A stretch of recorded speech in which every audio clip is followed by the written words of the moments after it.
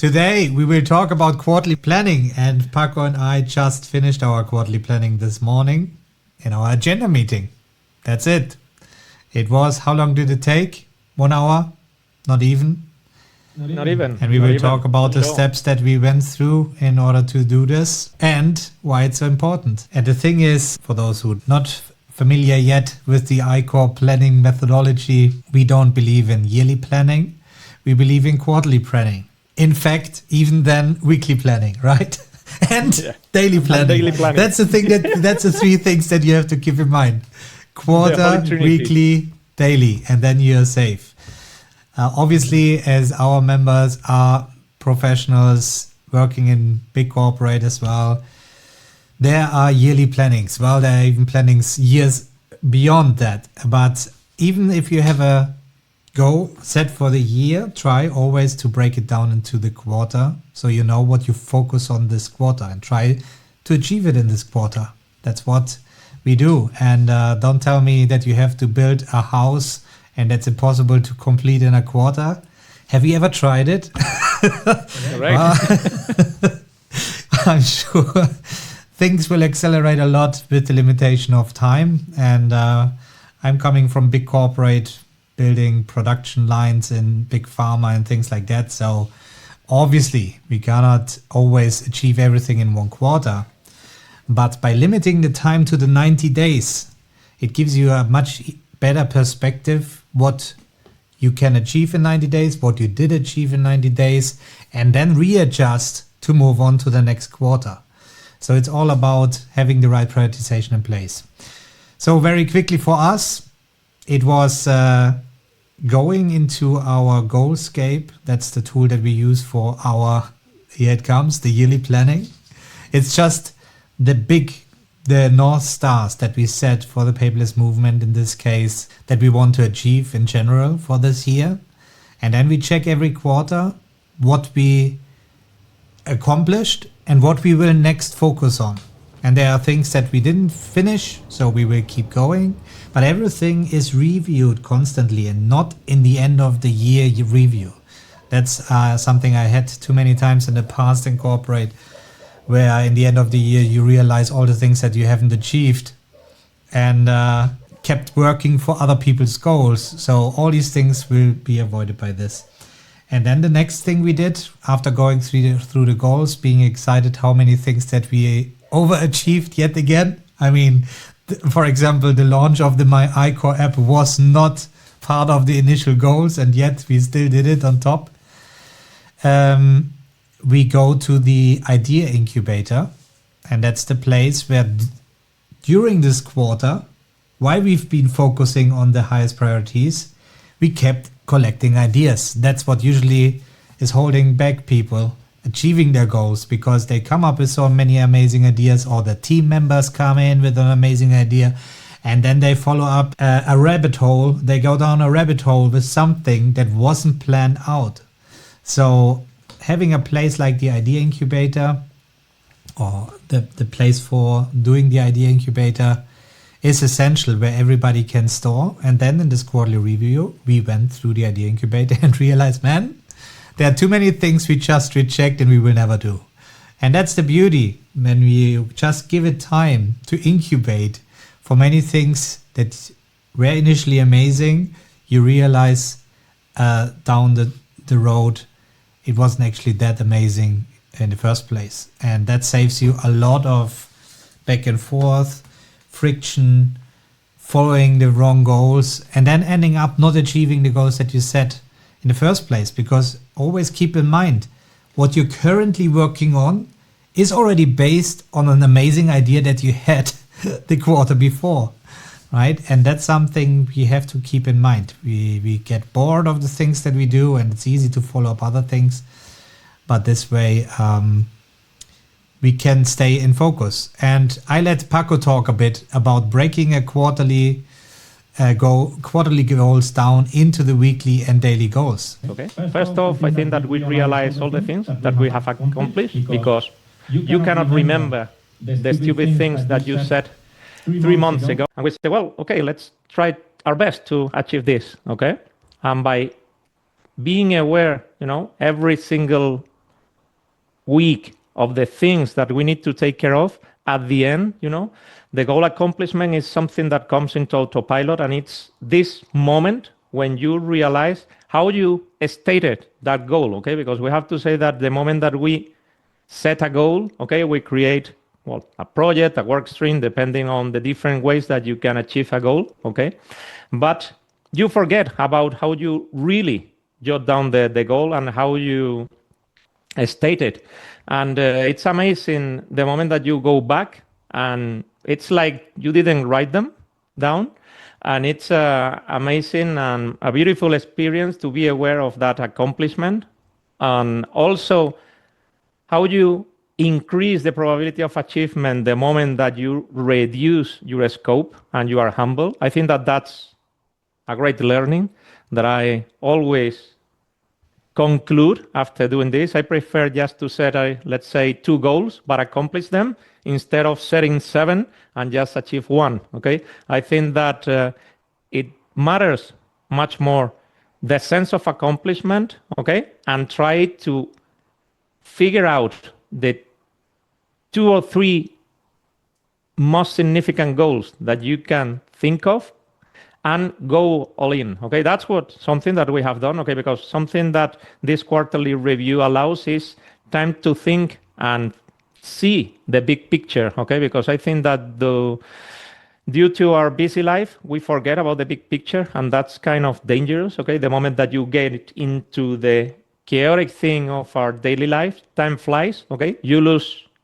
everything. Okay, sense of where you are going, sense of direction, sense of alignment. What the heck am I doing? Okay, and this type of realignment, that no matter that you do it on a weekly basis, but I think that the realignment in the quarterly review is totally different. Okay, the weekly review are based on we need to stick to the plan, whereas in the quarterly review we think about what should we focus on from now on. Okay, and I think that that's a kind of realignment. Okay, because we try to be ambitious, and that's something that we have to do today. Okay, that it's stop our dreams, big ideas, and consolidate the right path and the good path that we have been building.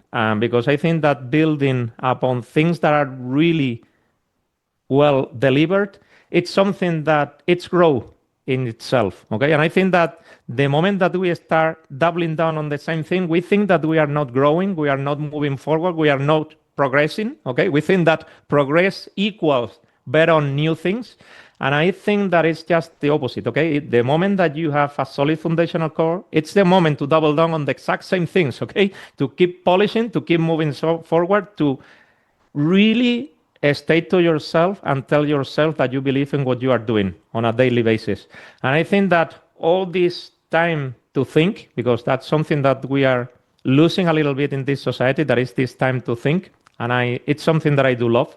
Okay, that's why I do believe in all these kind of reviews and also journaling. Okay, I think that this is it. Okay, this is the moment that you really analyze the thing, forget about the noise, and create signal. I don't know how many ideas we have killed from the idea incubator. I think that most of them, okay, that tell us how stupid we are in, the moment that we think about an idea, because at the end, not so many ideas grow, okay? The moment that you have that solid foundational core that tells you what needs to be done, okay? I think that that's important. The moment that you are in the right path, everything emerges naturally. And I think that that's also a beautiful sensation.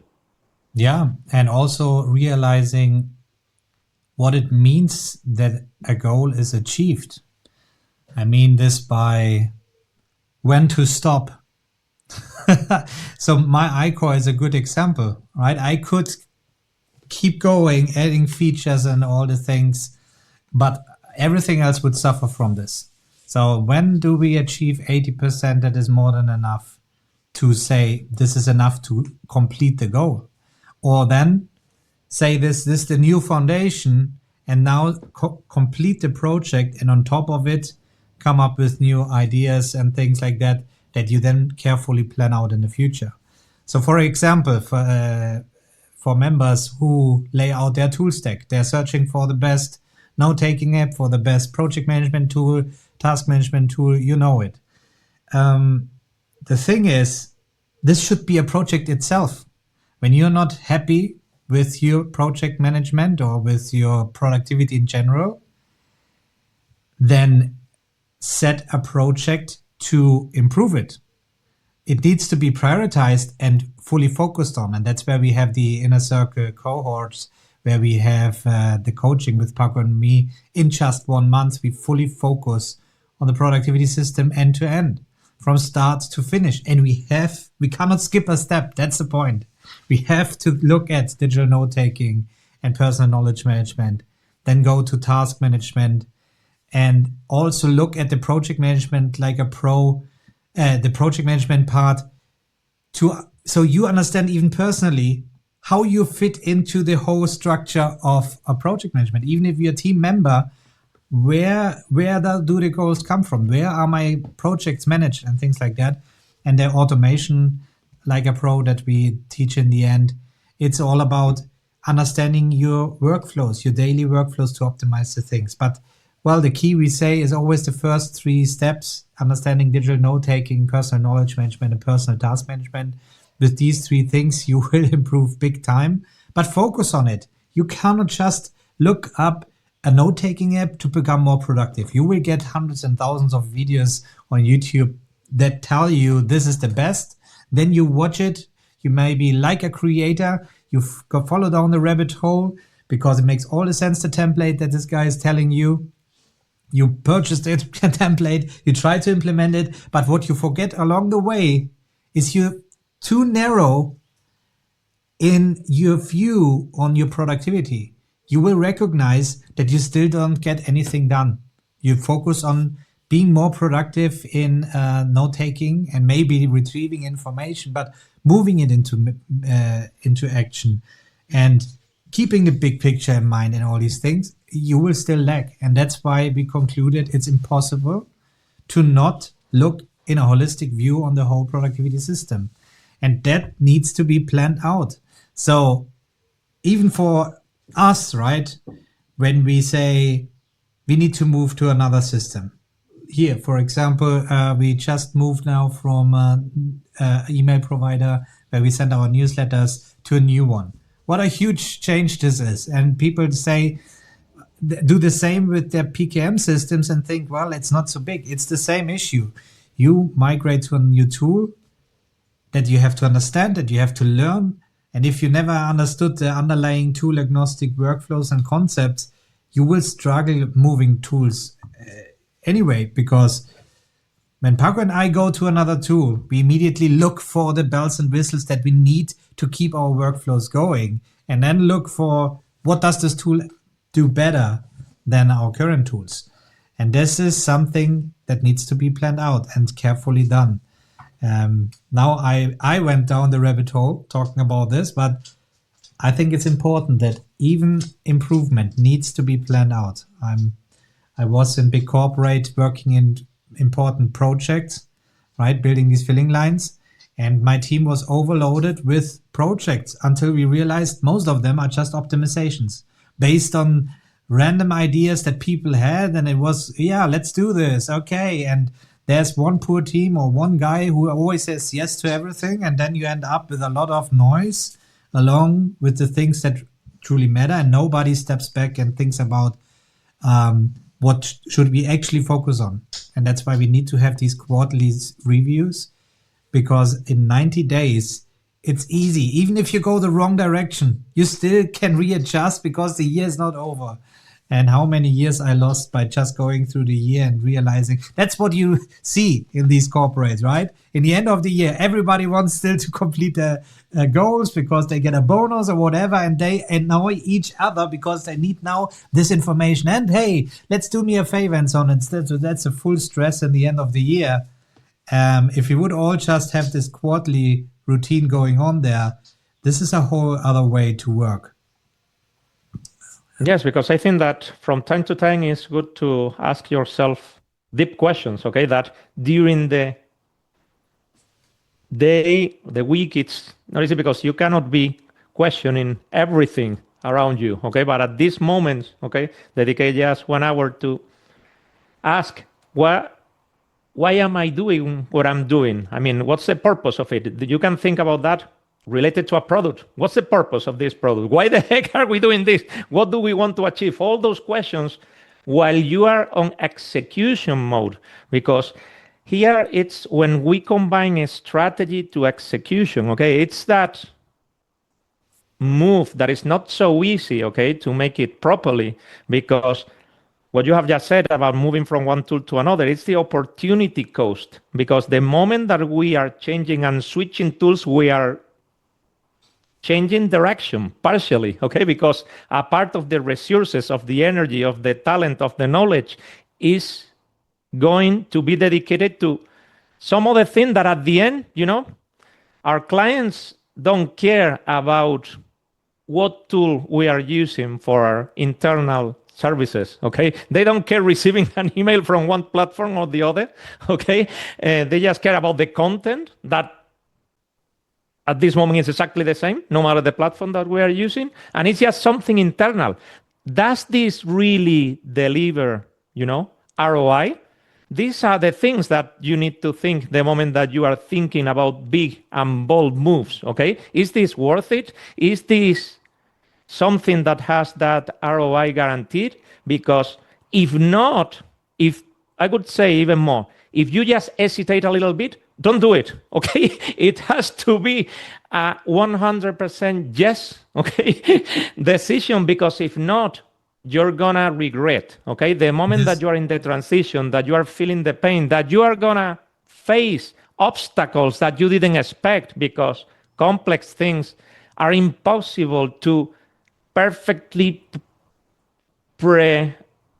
visualize everything that you're gonna find in the way, okay? That's important to really pause, reflect, because maybe just by dedicating half an hour of thinking about a big, bold move, it's the enough amount of time you need not to do it, okay? And I think that that's important. That's why those quarterly reviews are important, because it's the moment to reflect, to bring calm, peace of mind without any pressure, forgetting about the execution mode, okay? Because you can perfectly stop for 3 hours without doing anything, and the world and even your businesses and your life will keep running.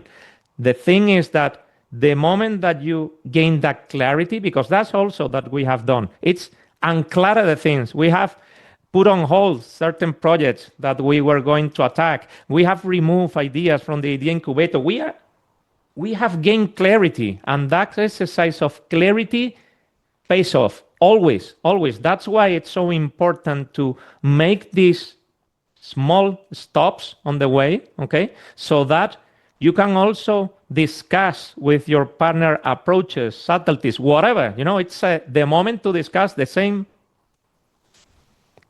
thing that I say about meetings, okay?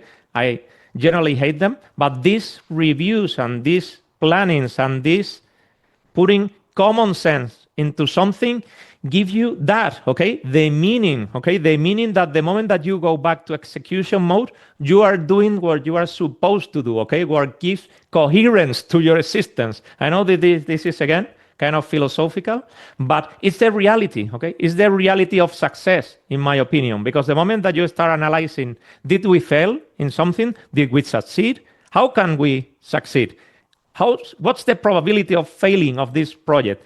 Is it worth it? All those questions that emerge naturally, and you can discuss and you can see it from different perspectives in a calm atmosphere, always pays off. I think that thinking is always something that we have to do, and it's something that we are losing a little bit due to AI, okay? The time to think, okay, to understand that right now we are better in many different topics and fields than AI, and thinking is one of them, okay? The moment that we are aware of all our context, our circumstances, because sometimes you put on hold a project because it's not the right time, not because the project itself doesn't make sense, because circumstances are key, okay? And you can make different decisions, okay, based on the current circumstances, and that makes all the sense. And those are the things that, for instance, AI is not aware, okay, of the whole circumstances of your life, that it's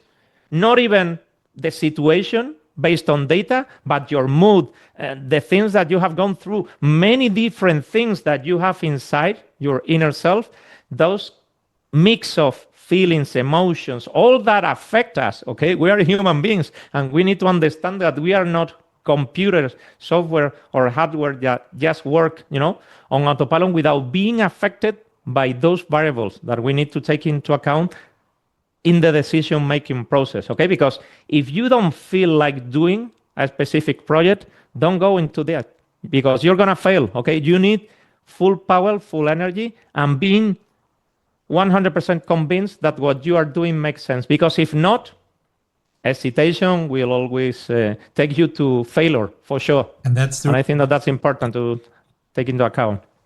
And that's the reason why the idea incubator is so important, to have this place, to leave it there.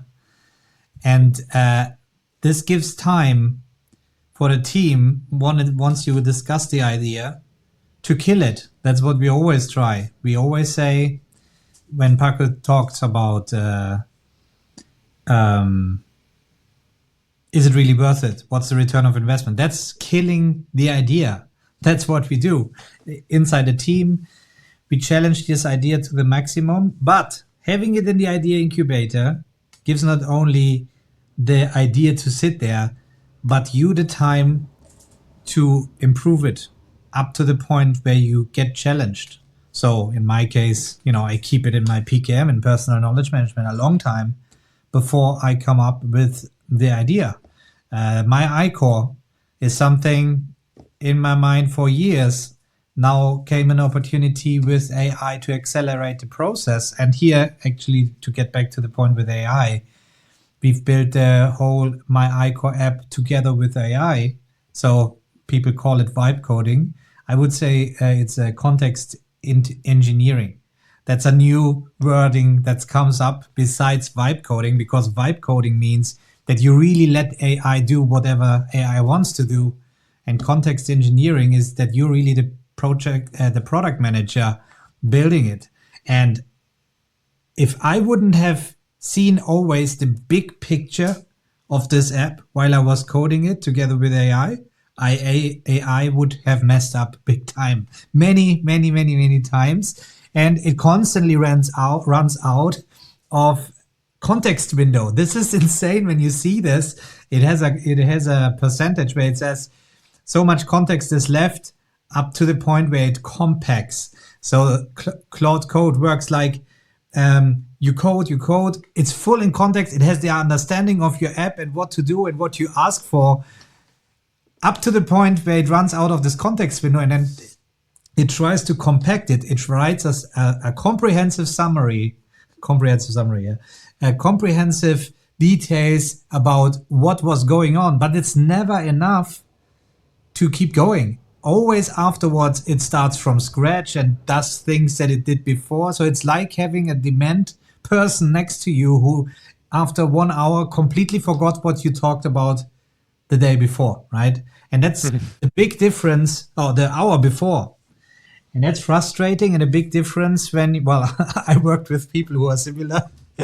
I don't know how many times. Or even worse. That's why you were laughing, right? That's where you can then say, you can replace these maybe with AI. But real employees who are growing with the project and understand the ins and outs that makes them so valuable then over time, that, they will ask for more money because you're not depending on them. But this being said, I cannot see AGI or anything like that AI takes over the world yet. Therefore, it is too short, because looking at the complexity we had here and just this 1 hour, not even 1 hour of understanding what's going on, I don't know how we will be there. But again, the human aspect is very important still. Getting back to the idea incubator, there it is, right? I prepared a prototype and I presented it, and I had something to show that can get challenged. And I tried to think all the challenges through myself. I tried to kill it myself first, and then let's try to kill it from the team. And if this sustains, then it's worth to follow up and actually to execute and do it. right? But the moment, how many times, and me included, I went into an office and say, "Hey, amazing! If we would do this, amazing." On Friday, I went down the same thing. I reached out to Paco and said, "Man, we have to meet. I have to show you." And no, we did it on Monday, and by Monday, it was already a stupid idea. That's the point. He is now really happy to know that we didn't meet. Well, it was not. It's in the idea incubator. It's in fact even on the roadmap, but it's not worth to interrupt anything and follow up. That's the point. And I have to tell myself again, and we have to stick to the rules. That's it. I think that the challenge of today's life is gaining clarity about what not to do. Yeah. And the more I think about this approach, I gain clarity, I remove anxiety, I'm fully focused on the things that matter. Okay, I experienced this with, in my particular case, and the paperless movement, with the articles. Okay, instead of trying to create as many articles as possible, or I don't know, or betting on a different approach to different things, I went fully focused into delivering articles that I consider worth reading and going really deep into them. And I grow a lot because it's by writing that you think, okay? And by thinking you improve the things, because you need to, to set up things correctly. And that's important, okay? And by doing that approach of being humble and say, no, just 2 articles per week. Forget about 5 articles, 6, 10, whatever, because it's quality that matters. And I think that that's what people demand. And I'm the one that demands that the most, okay? Because we have a huge amount of quantity of information, for instance, and of actions, of course, but talking about information a lot. And I want quality, okay? The challenge now is finding something that is useful, that I dedicate my time, my resources, okay, and I receive something. And for me, that's important, okay? And that's what we are trying to deliver. And I think that all our followers have been conscious of how we have increased, because it's not only about the articles, it's also about the videos. And I hope that this podcast too, okay, because those are the main channels and type of content that we generate. But it's because we dedicate time to really prepare the things properly, to really analyze what people are demanding, thanks to the increase of people that we have in our community, okay, in our private membership, where they share thoughts, problems, going through the inner circle programs, okay, and every single cohort delivers, points that make us improve the ICOR methodology to better explain the things, to think about alternatives, talking about the different perspective. Well, many things. And at the end, I think that you deliver the content, service, product that your audience is waiting for, but also the sense of fulfillment, that you are doing what you are supposed to do and how you grow. I think that it's a win-win bet, that you only can achieve that by removing noise. And that's why betting on a specific and a small quantity of goals, of tasks, of actions, of whatever, it's crucial, okay? It's crucial. And the moment that you have crystal clear that the things that you are doing are really pretty well thought, is the moment that you start delivering services, products, or outcomes that most of the people will appreciate, but also yourself. Because I think that the moment that you are delivering things, because I have lived this and I have seen many times this happens in the agency, okay? Clients who are delivering services that they are not proud of or 100% satisfied, and no matter that the people are buying them, they are not happy with that. And that's the moment that you are a really professional, okay? That you really want to say, man, I gave it all, okay? I gave it all. I don't know if you will buy it or not, but I will sleep calm every single night, because I know that I'm delivering my best. And the moment that you bet on quantity, there are limiting resources that you cannot deliver at that level of quality. The moment that you increase, without any common sense, the quantity of the outcomes that you want to deliver, and that happens that you are trying to over-deliver, based on a system that is not prepared for that in this case is yourself, okay? Your knowledge, your responsibility, well, all the things, all the context that defines a human being, that affects how you can deliver. And the fewer the things, the best you're going to deliver. And I think that at the end, in the long haul, that it's where we should always bet on, always pays off. Amen, Paco. I think we will stop this podcast here because beautifully said, and we can perfectly carry on next week with you guys. Thanks for all of you being in the chat. Mike also confirms here, I see the evolution in your articles, Paco. Well, me too. They become too long that I can read them. Correct. You can summarize them by using AI. That's insane. Each article is really a little book. That's a little book of calm. All right, guys. We catch you guys up next week or obviously inside the membership throughout the week. Yeah. See you then. Always. Take care. Thank you so much. Bye.